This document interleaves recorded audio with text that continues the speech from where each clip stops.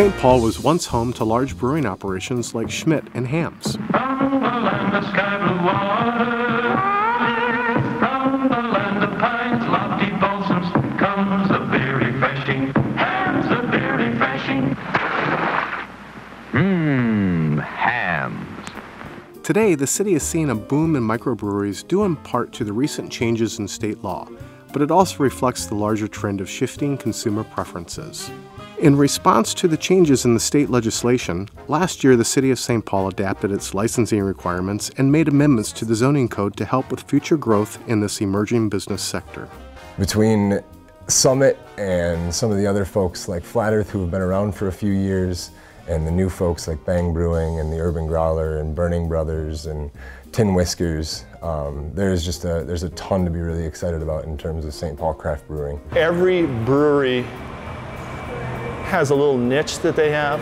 We're women owned and women brewed, and we want to make beer that women find tasteful, and women don't necessarily like light beer or dark beer. Women like beer with flavor, just like guys do. And so we'll cater to women. Guys will never know the difference, but the women will. Whiskers was founded by 3 electrical engineers. After touring Surly and Flat Earth, really just fell in love with taking it professionally and becoming a full-time brewer, and really kind of sharing our craft and our love of craft beer with others. We'll be either the second or the third all gluten-free brewery to open in the United States that we're aware of. So we will be the only gluten-free brewery, all gluten-free brewery in the Midwest, I believe. There is one thing they all seem to have in common. We started out on my mom's kitchen stove. I have been kind of fermenting on and off different things since I was probably 18 years old. I started out as a home brewer. And these new breweries can look to St. Paul's widely successful Summit Brewing Company as an example. We started this brewery back in 1986 to really add to the quality of life here in St. Paul, the metropolitan area in the state of Minnesota. And literally this is the first brewery to be designed, engineered, and built from the ground up in the state of Minnesota since the repeal of Prohibition. Now, believe me, this brewery was not in my original business plan going back to 1982. This brewery is truly a testament to all of our customers. As consumers' tastes for food change, so does their taste for beer. Consumers' palates have been introduced to all sorts of flavors, colors, mouthfeels of beer, different styles, and that is good for everybody. I think that the average beer drinker who grew up drinking Coors Light or Miller Lite or any of the big ones might be a little skeptical because they've tried something that was overly aggressive the first time, but there's certainly stepping stone beers and there's certainly learning beers out there. We'll have a very light beer, we'll have dark beer, we'll have everything in between. We've been known for cask conditioned beers, which are served at cellar temperature. We started out with Summit Extra Pale Ale, Bourbon barrel stouts in the winter. Winter Ale, Half a Weizen, A British style IPA. Blueberry wheat. Great Northern Porter. Honey chamomile wheat. American Premium Lager, The sweet stout. My IPA won a blue ribbon at the state fair. We also produce a very beautiful Pilsner, which is kind of a personal favorite. Pumpkin ale. coffee beer. But why are these brewers bringing their unique flavors to St. Paul? We wanted to target St. Paul because we're on the same water supply as what we're brewing on in Roseville, and we have a kind of belief in the terroir of the water. Water's a huge component. It's a big local thing.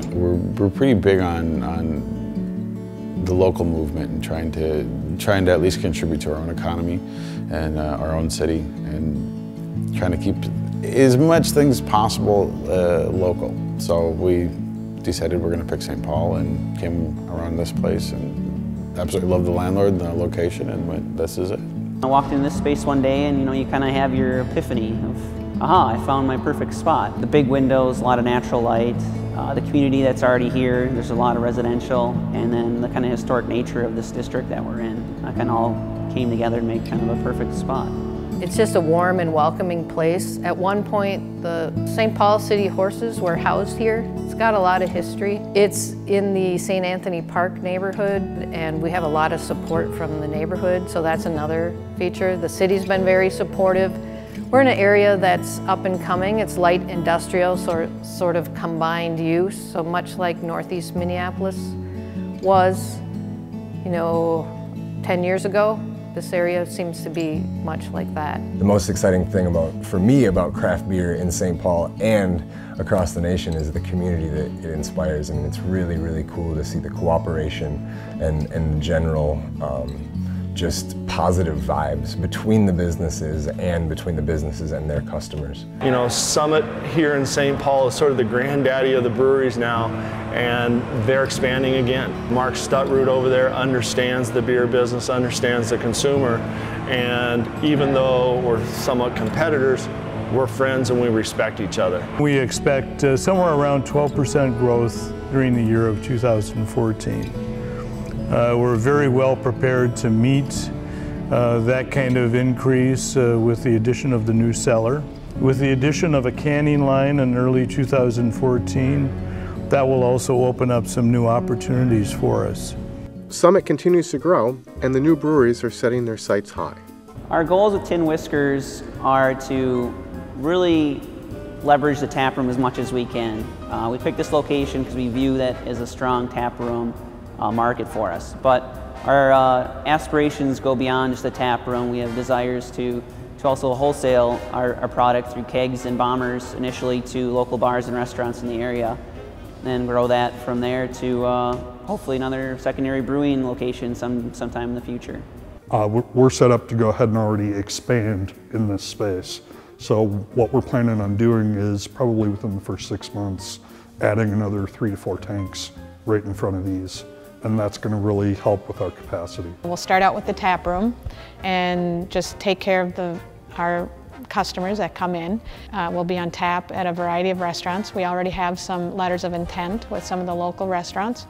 And then we will also, like 2 or 3 years down the line, start bottling. And you'll be able to find us in some of the area liquor stores, and then eventually throughout the state, and then who knows. We plan to grow, and we plan to grow quickly.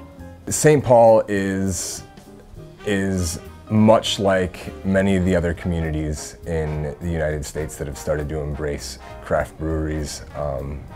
We have infinite potential and infinite room in this market right now for craft beer. And as we know, there's 5 or 6 specific folks that are just turning the corner in St. Paul and getting ready or closer to having beer to serve to the public, and the St. Paul community is eager for it. Come check out what's brewing in a St. Paul neighborhood near you.